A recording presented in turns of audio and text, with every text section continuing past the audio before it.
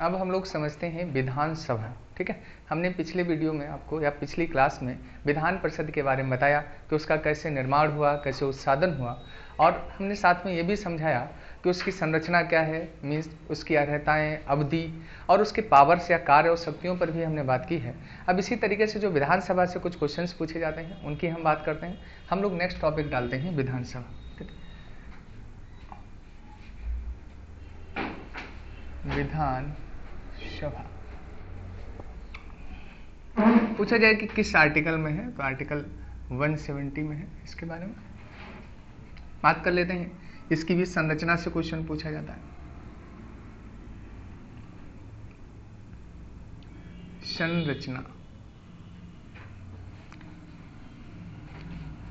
अधिकतम सदस्य कितने होते हैं, तो अधिकतम लिमिट यहां दी गई है 500 और न्यूनतम की लिमिट जो है वो यहाँ 60 दी गई है। लेकिन समझना है इसके कुछ अपवाद हैं। ठीक है, जैसे आप अगर देखेंगे सिक्किम में 32 ही कैंडिडेट होते हैं, मिजोरम में हमें 40 मिलते हैं। ठीक है, हाँ नहीं, अधिकतम ये इतने हैं इस वहाँ पर। मिजोरम में हमें कितने मिलते हैं, 40। और कई राज्यों में जो इसकी चुनाव प्रणाली में भी डिफरेंस मिलेगा। जैसे आर्टिकल 371 में कुछ राज्यों को विशेष प्रावधान किए गए हैं, तो वहाँ उनकी चुनाव पद्धति, संख्या कुछ विशेष तरीके से भी निर्धारित होती है। उस पर हम बात करेंगे बाद में। तो हमें यहाँ केवल मिनिमम क्वेश्चंस जो मैक्सिमम पूछा जाता है कि मैक्सिमम नंबर कितने हो सकते हैं, मिनिमम कितने हो सकते हैं, और कुछ एक्सेप्शन के रूप में याद रखें, इनकी संख्या वगैरह नहीं पूछी जाती।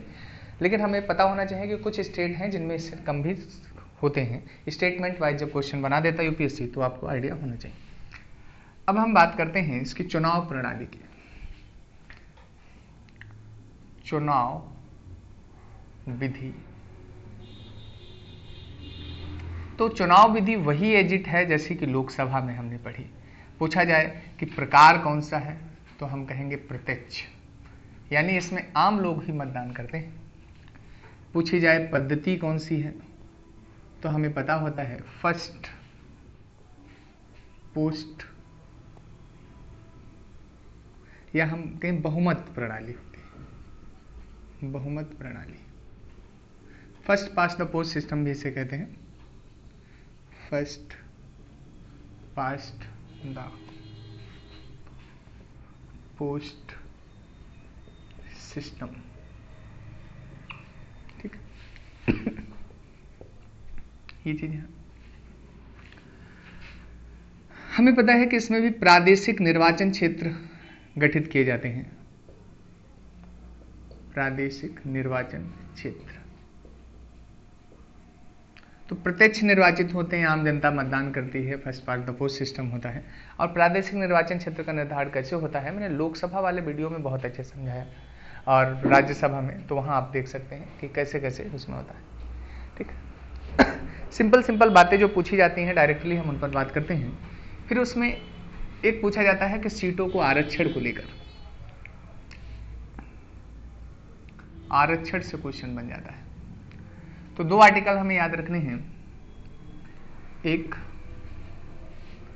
आर्टिकल 332 और एक आर्टिकल 333। इसमें कहा गया कि एससी एसटी को जनसंख्या के अनुपात में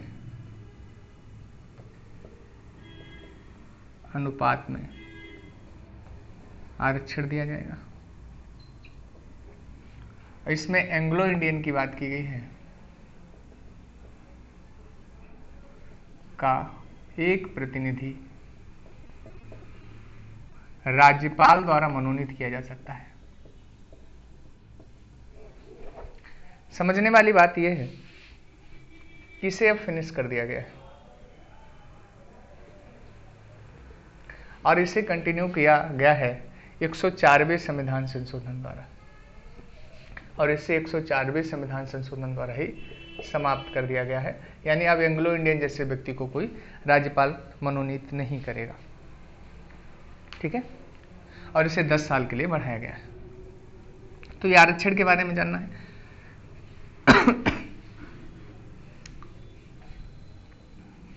अब बात कर लेते हैं इनके सदस्यों की अर्हताओं की। अर्हताएं या योग्यताएं हम कहें, सबसे पहला कि नागरिक हो वो, दूसरा 25 वर्ष की आयु पूरी कर चुका हो, और तीसरा वही कि पागल या दिवालिया ना हो। वही 3 कॉमन सी योग्यताएं हैं जो पहले बताई। नागरिक हो, 25 वर्ष की आयु पूरी कर चुका हो, पागल या दिवालिया ना हो, ठीक है। मैं बहुत फास्ट में इसलिए बता रहा हूं क्योंकि पीछे ये सब चीजें डिस्कस हो चुकी हैं, आपका रिकॉलिंग हो जाए कि विधानसभा बिल्कुल वैसे ही काम कर रही है जैसे कि लोकसभा कर रही थी, ठीक है। उसके बाद यहां पर जो हमसे चीजें पूछी जाती हैं वो एक आर्टिकल 174 में ये कहा गया कि सत्र आहूत कर सकता है राज्यपाल, ठीक है। सत्र आहूत मतलब सदन को बुलाना, और इसी की क्लॉज 2 में कहा गया है विघटन। विघटन भी कौन करेगा? राज्यपाल। यानी सत्र बुलाता भी राज्यपाल है और विघटन भी कौन करता है? राज्यपाल। अब हमसे यहां से पूछते हैं विघटन की परिस्थितियां क्या है, ये समझने वाली। कब विघटन होगा? जब बहुमत खो जाए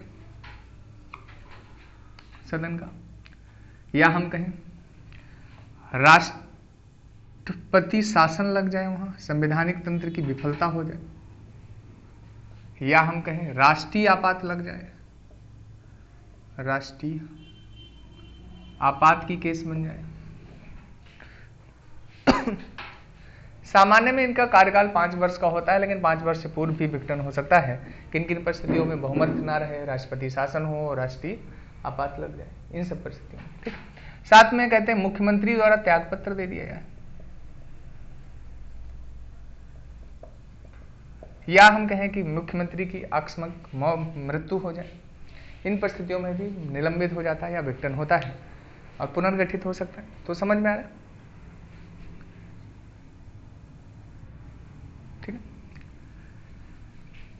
इसी में एक टर्म और हमसे पीछे हम हालांकि हमने सब समझे हैं, एक टर्म होता है सत्रावसान। सत्र को समाप्त करना इसका अर्थ होता है। कौन करता है ये पूछा जाता है, राज्यपाल करता है, ठीक।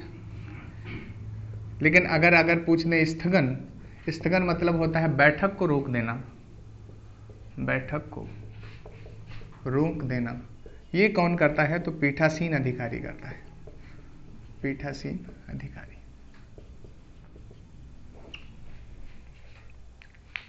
ये कौन करता है? पीठासीन अधिकारी करता है। ये सिंपल क्वेश्चंस पूछे जाते हैं जो मैं आपको संक्षेप में बता रहा हूं विधानसभा में, ठीक है। अब अगर हम बात करते हैं पीठासीन अधिकारियों की, तो यहां हम पीठासीन अधिकारी सब दोनों के बता देते हैं। इधर हम विधानसभा के और इधर विधान परिषद के। यहां पर आपको बताया अध्यक्ष और उपाध्यक्ष होते हैं, और ये दोनों सदन से ही निर्वाचित होंगे, मीन्स विधानसभा से ही चुने जाएंगे। पूछा जाए कैसे चुने जाएंगे, तो आपको पता है वही अनुपातिक प्रतिनिधित्व पद्धति से।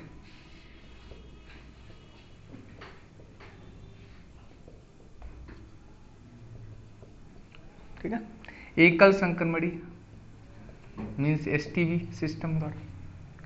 यहां पर भी समझना है कि यहां एक सभापति होगा और एक उपसभापति होगा।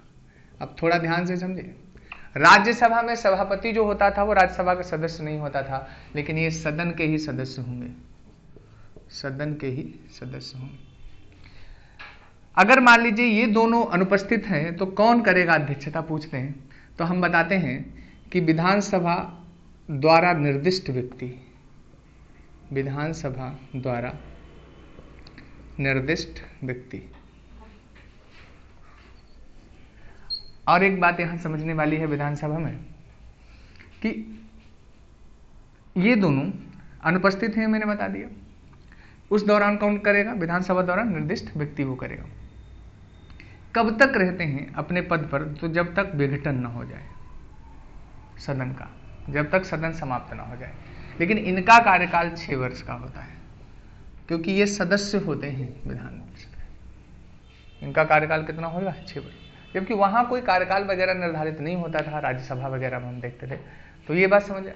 फिर वही सेम पावर सभी के निर्णायक वोट ये डालेंगे, सदन को संचालित करेंगे, कार्यवाहियां करवाएंगे, इस तरीके की जितनी भी चीजें हैं वो सब आपको यहाँ देखने को मिलेंगी। ठीक है, तो ये समझने वाली बातें थी। यहाँ पीठासीन अधिकारी अगर पूछा जाए किस आर्टिकल में है ये, तो 178 में है। इन्हें हटाना है तो हमें संबंधित सदन में प्रस्ताव पारित कर सकते हैं, पारित करके। लेकिन 14 दिन पूर्व सूचना देना अनिवार्य है, पूर्व देना अनिवार्य है। सेम प्रोसीजर है जो मैंने पीछे लोकसभा में पढ़ा है। 14 दिन पूर्व सूचना देना होगा और हमें क्या संबंधित सदन में प्रस्ताव पारित करके हम हटा सकते हैं। बस समझ में आ रही? तो हम शॉर्ट में क्यों बता रहे हैं? क्योंकि लोकसभा में इन पर बहुत डिटेल में बात हो चुकी है, लोकसभा अध्यक्ष और उपाध्यक्ष वगैरह पर। इतनी बात सबको यहाँ तक क्लियर? पीठासीन अधिकारी हो गए। एक कॉन्सेप्ट इसमें गढ़पूर्ति का है जो लोगों को कंफ्यूज कर देता है, वो समझ लें। हमने वहां जब गढ़पूर्ति पढ़ी थी तब न्यूनतम सदस्य के लिए कोई केस नहीं बढ़ा था। सॉरी, या हम कहें ऐसे, इसमें गढ़पूर्ति कहते हैं कि 10 सदस्य या कुल का 10वां भाग जो अधिक हो। मतलब क्या है कि यहाँ अगर न्यूनतम कितने सदस्य हो सकते हैं? 10 भी हो सकते हैं, लेकिन वहां 10 की कोई कंडीशन नहीं थी। तो ये गढ़पूर्ति के लिए जो एक नया फैक्ट के रूप में पूछ लेते हैं, तो वो हमें याद रखना है।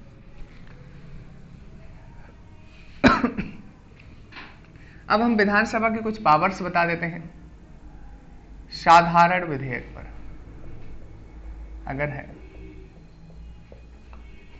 तो हमें पता है कि शुरू कहीं से भी हो सकता है, लेकिन अंततः 3 माह सबसे पहले इसे कौन रोक सकती है? विधान परिषद। और ये अगर पारित हो, मतलब यहां इन्होंने संशोधन किया, इनके पास पुनः भेज दिया, तो पुनः अगर इन्होंने पारित करके भेजा तो 1 माह और रोक सकती है बस। और अगर उसके बाद आया तो चाहे इन्होंने पारित किया, माना हो या न माना हो, वो विधेयक पारित ही माना जाएगा। धन विधेयक की अगर हम बात करते हैं तो धन विधेयक हमेशा कहां प्रस्तुत किया जाता है? विधानसभा में। ठीक, और इस पर केवल 14 दिन की ही पावर होती है, रोक सकता है 14 दिन का विधान परिषद। ये बात भी हम पीछे डिस्कस हो चुकी हैं। ठीक, तो ये बात है। संविधान संशोधन विधेयक में पावर्स होती नहीं है, आपको पता है। विधानसभा के बाद सामान्यतः आधे से अधिक राज्यों की जब सहमति के लिए आता है तो दोनों सदनों में बराबर पावर होती है और वहां पर रोका भेजा जा सकता है। और फिर ये आपको पता है सब कहां पहुंचते हैं? राज्यपाल के पास। और राज्यपाल अगर इन्हें स्वीकृत कर ले तो ये क्या बन जाते हैं? कानून बन जाते हैं। एक चीज और बता दें, विधानसभा भी कोई भी कर बिना राज्य सरकार के या बिना विधानसभा में अधिनियम पारित किए हुए राज्य सरकार कोई कर लगा नहीं सकती। मीन्स सरकार कोई कर तभी लगाएगी जब अधिनियम विधानसभा में पारित हो किसी पर भी। दूसरी बात यह है कि कभी कभी इस विधेयक को वो राष्ट्रपति के लिए संरक्षित कर सकता है। उसमें एक फैक्ट वो जनरली पूछा करते हैं कि क्या तब राज्यपाल के पास कोई पावर उस विधेयक से संबंधित रह जाती है? तो कोई पावर नहीं रहती है, वो सभी पावर किसके पास, किसमें केंद्रित हो जाती है? राष्ट्रपति में। और राष्ट्रपति कभी कभी विधेयकों को, हम कहते हैं कि कुछ ऐसी चीजें होती हैं जिसे इनसे पूछा जाता है कि विधानसभा किस पर कानून बना सकती है, तो राज्य सूची के विषयों पर बनाएगी, समवर्ती सूची के विषयों पर बनाएगी। लेकिन राज्य सूची की भी कुछ ऐसी परिस्थितियां होती हैं तब राष्ट्रपति उन्हें रोक सकता है। कुछ विषय ऐसे हैं। और हम कहें समवर्ती सूची पर अगर दोनों कानून बना दें तो कानून किसका मान्य होता है? केंद्र सरकार का, या हम कहें संसद का कानून मान्य होता है। तो ये बातें भी यहां से समझने वाली है। ठीक, फिर आपने सुना होगा राज्य सूची के ही विषय पर 2/3 बहुमत से अगर राज्यसभा कोई विधेयक प्रस्ताव पारित कर दे उपस्थित और मतदान के, तो उन विषयों पर भी संसद कानून बना सकती है। ठीक है, तो इस तरीके की कुछ पावर्स हैं जो हमें इसमें विधानसभा में जाननी थी। विधानसभा में सामान्यतः इतना ही पूछा हमसे जाता है। ठीक, अब एक हम अगला जो क्लास लेंगे उसमें लोकसभा, राज्यसभा, विधानसभा, विधान परिषद का तुलनात्मक अध्ययन आपको बताएंगे एक साथ। जैसे क्या, चुनाव कैसे हो, संरचना सबकी एक साथ चारों की, चुनाव की पद्धति कैसी है इनकी, या हम कहें कि इनकी योग्यताएं क्या हैं, इनकी निर्योग्यताएं क्या है। सामान्यतः यहां तक क्वेश्चन केंद्रित रहता है, तो हम ये सब चीजें आपको समझाएंगे। तो उसके बाद आपको पूरा सबका ओवरव्यू मिल जाएगा। और अगर रिवीजन पर्पज से आप उस वीडियो को केवल देखेंगे तो एक साथ आपको कंसाइज में सब फैक्ट वहां पर मिल जाएंगे। ठीक, तो इतनी बातें हमने यहाँ तक बताई हैं। अब इसमें रिमेनिंग जो कुछ टॉपिक्स बचे हैं वो हम कवर करेंगे विधायिका के। तो दोनों की विधायिका कवर हो जाएंगी, राज्य की और केंद्र की। फिर हम जो अगला आएंगे वो टॉपिक स्टार्ट करेंगे, वो न्यायपालिका स्टार्ट करेंगे, जिसमें हम सुप्रीम कोर्ट, हाई कोर्ट और वो सब चीज़ें स्टार्ट करेंगे। ठीक है, तो यहीं तक रखते हैं आज हम लोग।